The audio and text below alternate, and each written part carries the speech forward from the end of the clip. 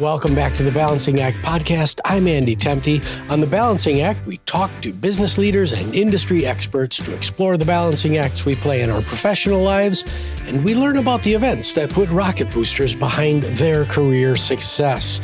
Today, I am proud to announce that we have Michael Molinaro joining us.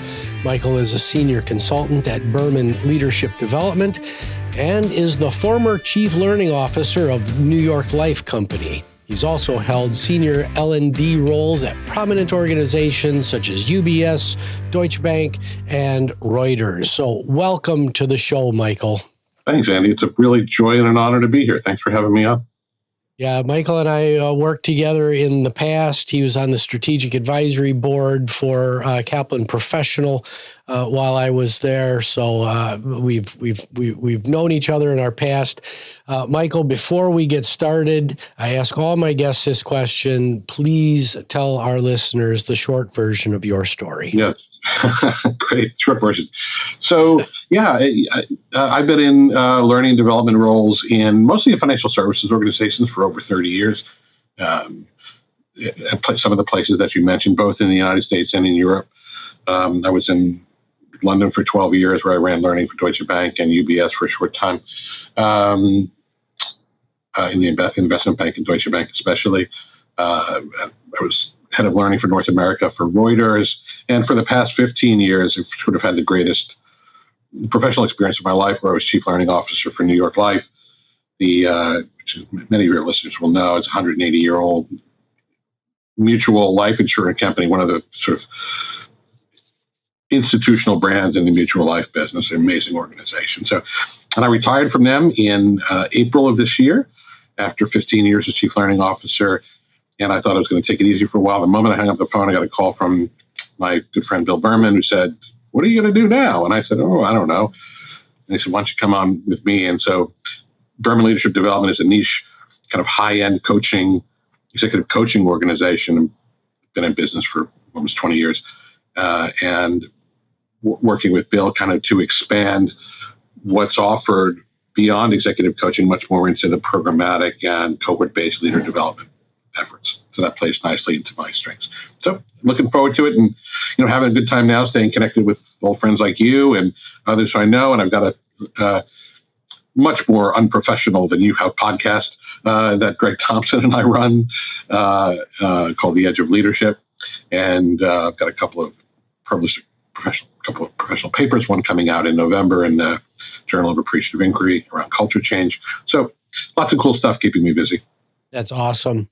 So looking back at your career, what's the one event that you can point to that just put rocket boosters behind your career trajectory?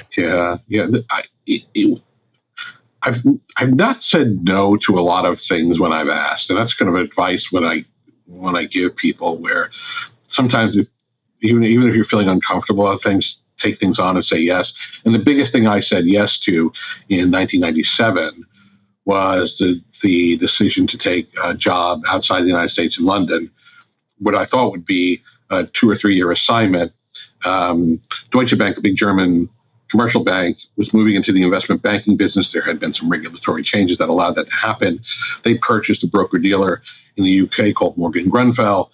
And I was working with folks at Deutsche, who I knew because I was running learning for Reuters, and Reuters was a supplier to Deutsche. Anyway, I got connected to them.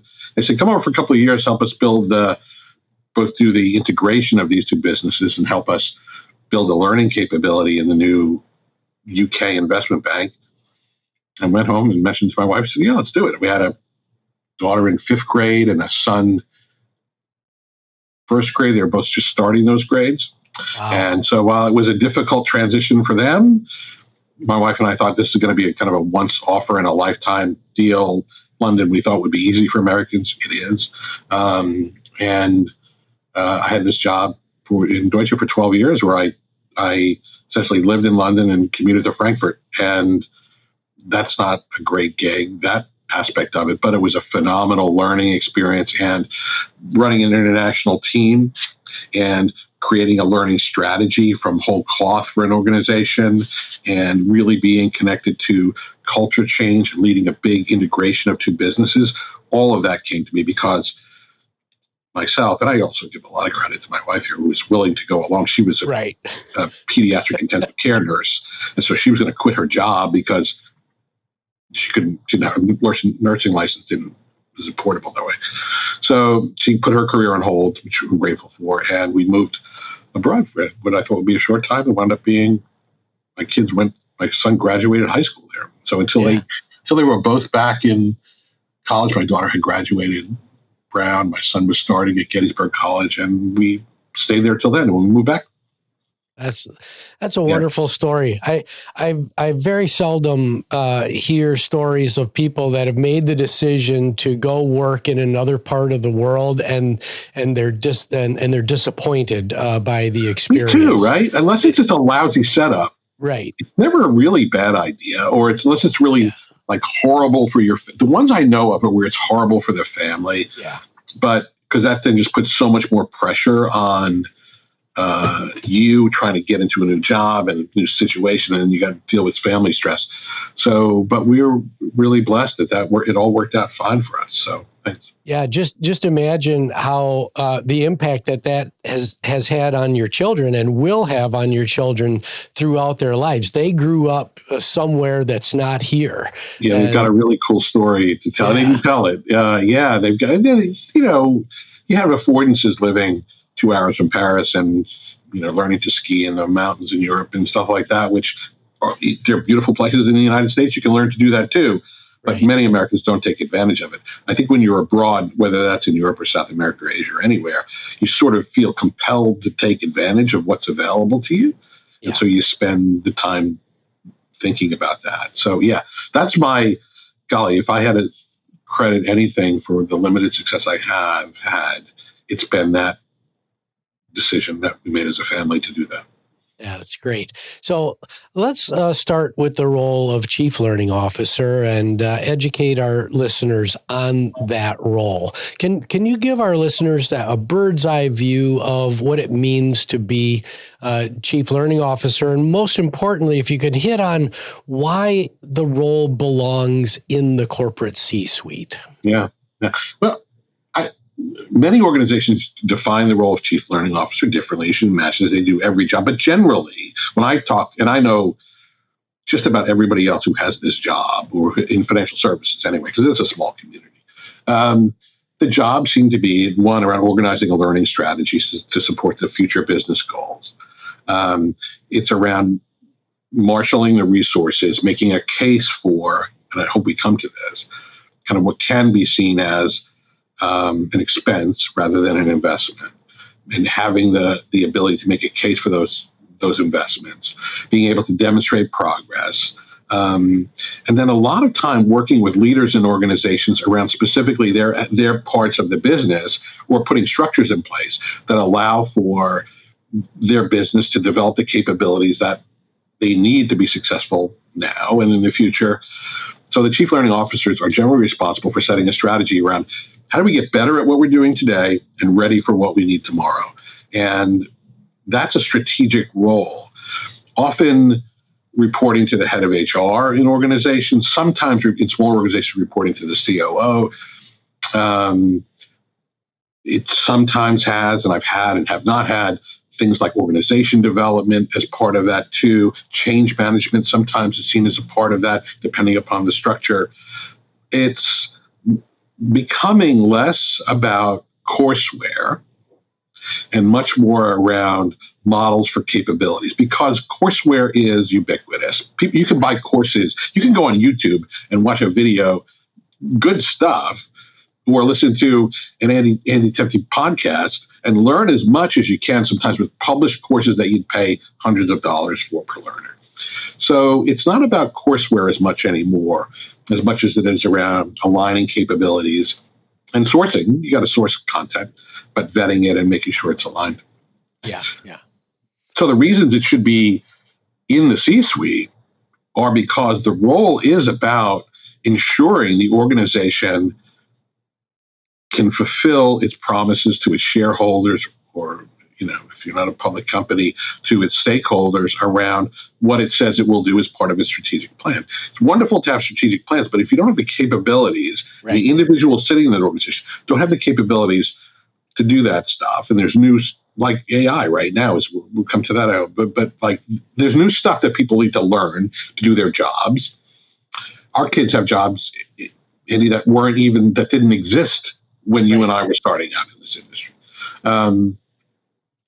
And it's also ensuring that leaders are really fulfilling their mission to enable the culture of the place, enact the strategy, collaborate effectively, all the things that we expect from leaders. So it's as much as IT, as much as finance, it is a capability. It is an enablement function that I think belongs in the C-suite. Yeah. So I want to use today's episode as an opportunity to shine a really bright light on the importance of organizational learning. You've given us this bird's eye view, but let's run a thought experiment. Suppose you have a CEO sitting in front of you right now who doesn't have a chief learning officer in the C-suite. They view learning as transactional and, as you stated, a burden to the middle of the P&L as really a cost center instead of an investment. What advice do you have for the skeptical leader to shift their mindset? Yeah. The question I would ask a leader like that is, how are they ensuring that they have the capabilities to match what their goals are? And then they might say, well, because we always have. And what that might imply to me is, well, then you don't think it's going to change. And what we know around us is, I don't like saying VUCA, but that kind of way of working where things are just uncertain and changing and complex are requiring just about every organization to reconsider its strategy, understand its competitive landscape differently than it does today, look at employee sourcing differently, and then lastly, of course, question whether do we know how to do the things we think we know how to do, or are we going to budget for a couple of years, not do well, struggle, have performance issues in the organization which reflect on our bottom line differently. And I think what a chief learning officer, or at least an organized strategy around learning that's owned by somebody, can do is create a process by which your capabilities match your ambitions.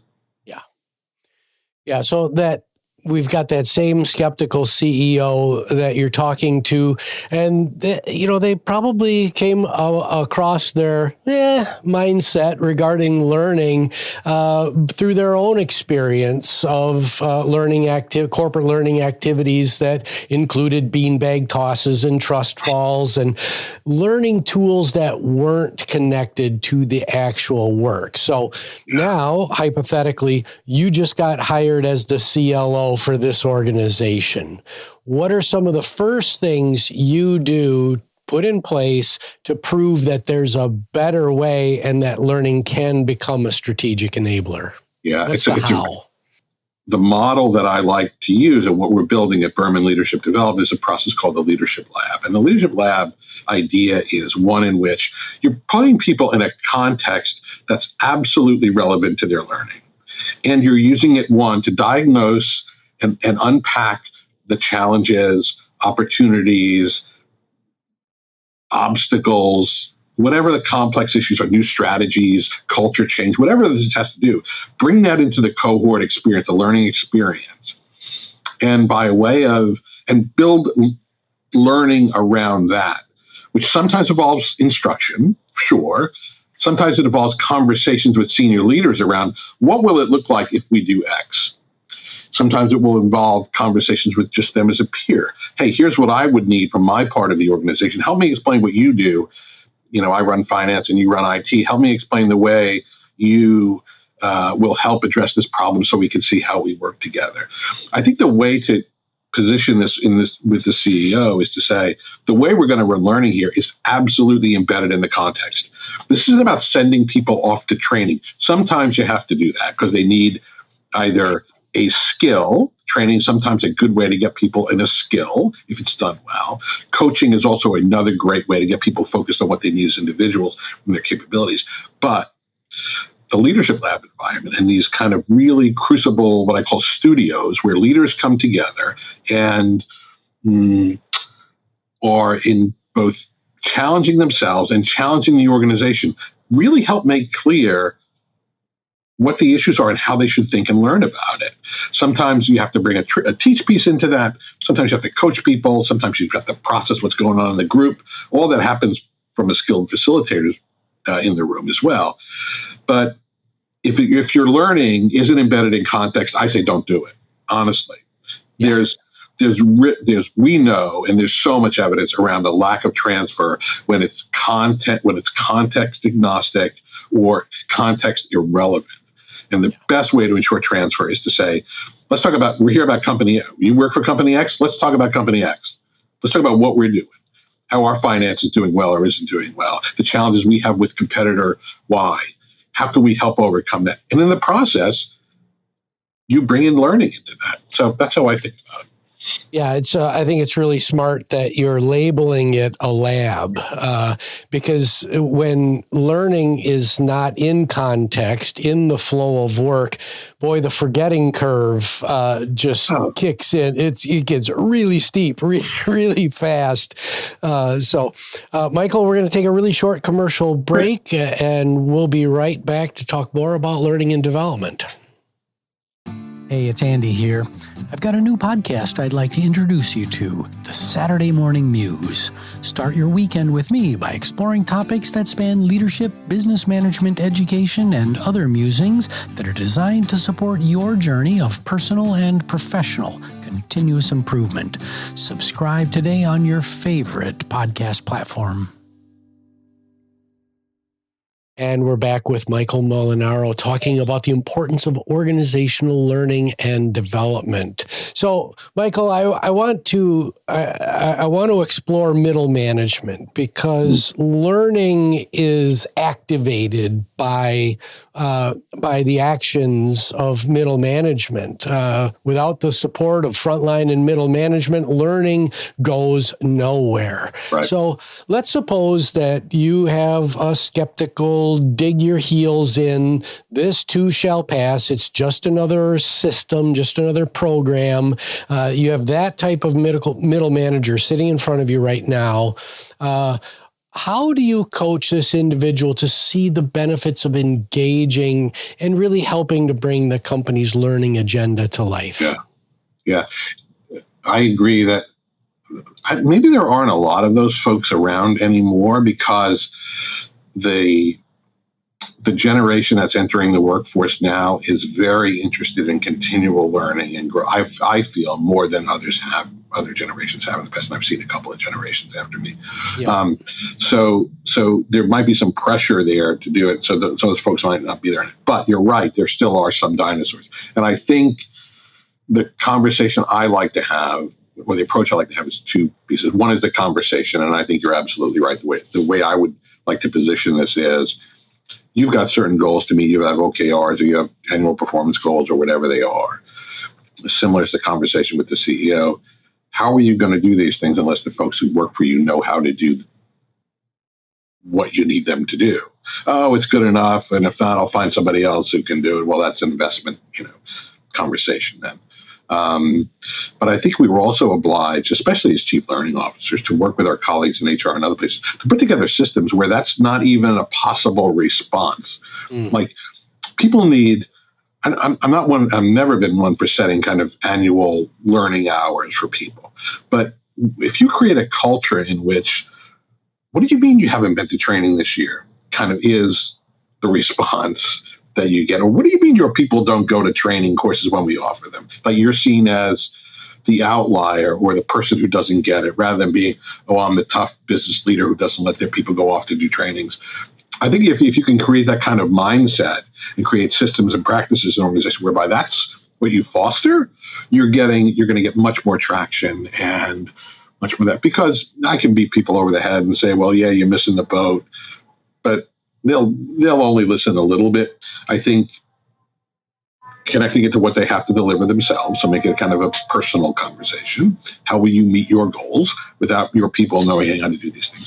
And then secondly, well, gee, everybody around you is this, and they're telling you that, and for you to feel, oh, it's an expectation of where I work that people are going to do 20 hours a year or whatever it is, and that's kind of how I like to see it. Yeah, if you can make learning relevant part of and again, in the flow of work, that's what I'm hearing really makes the difference to turn those mindsets around. Well, and you just said a phrase, which I'm glad you did, because I want to sort of pick on it for a little bit because I like it, but people misapply it, and that's just kind of learning in the flow of work. I think that what people think that means is, oh, I can, in the middle of what I'm doing, I can open up a little learning thing and watch how to do this Excel spreadsheet, blah, blah, blah, blah, blah. That's interesting. That's learning the flow of work too, but it's not, who cares? Really what learning the flow of work means is my job designed so that I'm learning as a result of my job? Right. Learning the flow of work means every job has learning built into it. I often challenge managers to make people's jobs just big enough so that it scares them. Like, is this a little bit difficult for this person? Is it beyond what you and they think may be possible? If it is, great. Put some practices in place to see their progress. But compel, and invite people to learn through the work they do every day. This is why we have that Leader Lab model. It's about solving problems and learning. It isn't about go do something else, learn it, and then come back and apply it. That's fine. You and I talked about transfer. It's kind of difficult, but it's better to ensure I'm doing the work and learning while I'm doing it. And that's the approach. You agree? Yeah. You want to minimize the context switching that, yes. And you almost want to have the learner feel like they're not doing any context switching as they're learning and growing in their job. That to me is like the nirvana of. Yep, that's exactly. If I am doing work and learning while I'm doing it, and I've got a fair sense of learning agility, so I can apply lessons I learn in one context to another, then I'm going to really excel in it and do well. So I agree completely. Let's. I do want to hit on AI just a little bit here, just for a minute. What are you seeing at the intersection of AI and corporate learning? Should we be optimistic about the impact that AI will have on learning in the corporate landscape? The conversation we're having about AI in organizations isn't yet the right one. The one that we're having is one that says, what's the risk model look like? How do we validate the language models we're using? What will this do to our work? How many people will we lose as a result of this? What's the economic profile will change in the company? The question we're not addressing as leaders is, what will these changes brought about by AI and increasing dependence on artificial intelligence due to the culture of the places we work? What will it feel like to work in a place where what I know doesn't matter as much? And what value am I bringing when the robot knows how to do this stuff quicker and easier and faster than I do? And we're not far away from instances where all of us talk to chat things all day long, or in customer service. We're not talking to people. Sometimes they're satisfactory, but sometimes they're not, but they're getting better for sure. Those are jobs that are impacted. I worked for insurance companies for a while. Actuarial programs are being rethought in the context of, well, we're no longer doing actuarial work. That's done by machine. What we have to do is validate the models. Well, I need far fewer people to validate the models than I did to do the actuarial work. But what does it mean to work in a place like that? And I don't think nobody's having that conversation yet. And so I've been pleading with people who know how to do this to kind of organize almost an emergency symposium on, we got to get our leaders, we got to start asking the right questions around the impact of AI on the workplace. Because it's beyond risk, it's beyond economics. it gets into the heart of what does it mean to do work every day. Yeah. Isn't it crazy how we just go right to the risk models and how things can go really badly. Yeah. But we ask the human question last. It's just kind of perpetuated over time. Absolutely. We like the affordances of AI. My colleague Wendy Lee coined this phrase, kind of the indignities of it. Nobody's talking about the indignities of AI. And I think that's what has to be brought about. Yeah. So, Michael, as we close out the show, a couple of lightning round questions. Okay. I give you access to a time machine. You can send a message to an earlier version of Michael Molinaro. What's the message, and what previous version of yourself do you choose to send it to? Oh, I sent it to myself very young in my life, and it's "This too shall pass." I carry burdens with me for a very in the context of anxiety and just whatever limits I put on myself, because I don't remember that this too shall pass. And things are transient. If it's going poorly and badly for me today, this too shall pass. If it's going great, enjoy it, because this too shall pass. Right. And that's a lesson I don't think I've learned until very late in life. And I don't know that you can appreciate it when you're that young, because everything looks like it's ahead of you and everything looks like it matters. But yeah, that would be for sure the advice I'd give myself. Excellent. Now, we're all works in progress. What are you focused on right now in your personal journey of growth as a leader? Thanks. Having left the corporate space after working there for 30 years in April of this year, I'm trying to figure out what I want to do when I grow up. And it's, this idea of being connected with a place like Berman Leadership Development, which allows me to be creative in our approaches to how we're working to grow leaders and how I can bring my best into that space. But it's weird not having a boss, and it's weird not having like creating my own agenda every day. So I'm focused on how do I make what I'm doing today relevant, right? Yeah. I had a colleague who once said the transition in leadership at our age, and I'm counting you in this too, Andy, is from success to significance. Right? That's the one you want to make, because we've been relatively, I'll count myself as minorly successful, but significance is something that matters a lot more to me. And so how do I make that transition? And that's kind of what I'm working on. Excellent. I ask myself every day, am I adding value? And it's just as important to me today as it was 15 years ago when I was in the thick of it.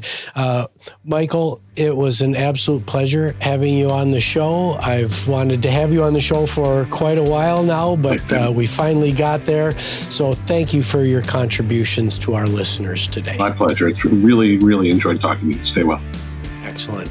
Well, my name is Andy Temte. This is the Balancing Act podcast. You can find us on all the major streaming services as well as out on YouTube. Please like, subscribe, rate, and most importantly, share this public good with your friends and your colleagues.